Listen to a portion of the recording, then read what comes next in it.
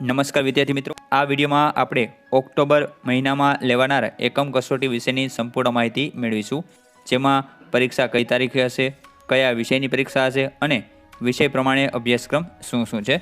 તો આ સમગ્ર માહિતી મેળવવા માટે વિડીયો અંત સુધી જોશો.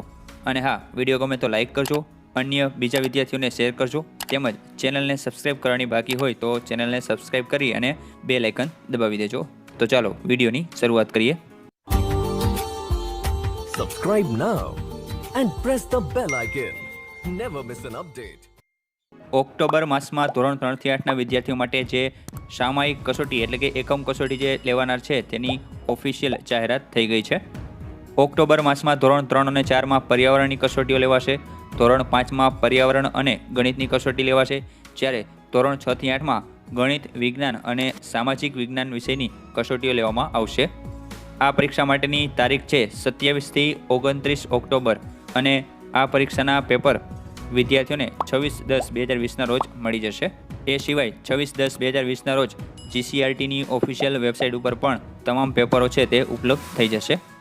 હવે વાત કરીએ કે ઓક્ટોબર માસમાં જે એકમ કસોટી લેવાનાર છે તેનો અભ્યાસક્રમ શું છે. સૌથી પહેલાં ધોરણ 3 અને 4ની વાત કરીએ તો 27 તારીખના રોજ પર્યાવરણ વિષયની એકમ કસોટી લેવાનાર છે, જેમાં અભ્યાસક્રમ એકમ 7 થી 11માંથી પૂછાશે.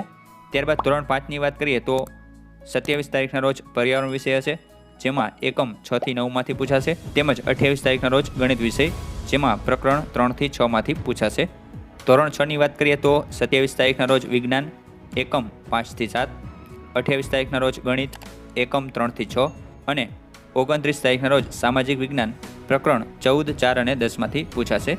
ત્યાર પછી ધોરણ 7ની વાત કરીએ તો 27 તારીખના રોજ વિજ્ઞાન વિષય પ્રકરણ 5 થી 8, 28 તારીખના રોજ ગણિત વિષય પ્રકરણ 3 થી 6 અને 29 તારીખના રોજ સામાજિક વિજ્ઞાન, જેમાં પ્રકરણ 14, 4, 10 અને 15માંથી પૂછાશે.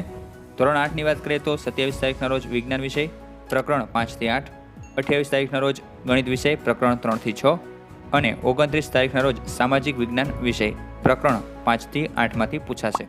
તો વિદ્યાર્થી મિત્રો, આ સમયપત્રક અને અભ્યાસક્રમ મુજબ તૈયારી શરૂ કરી દેજો. તો આ વિડીયોમાં બસ આટલું જ. વિડીયો પસંદ આવ્યો હોય તો લાઇક, કમેન્ટ અને શેર જરૂરથી કરજો.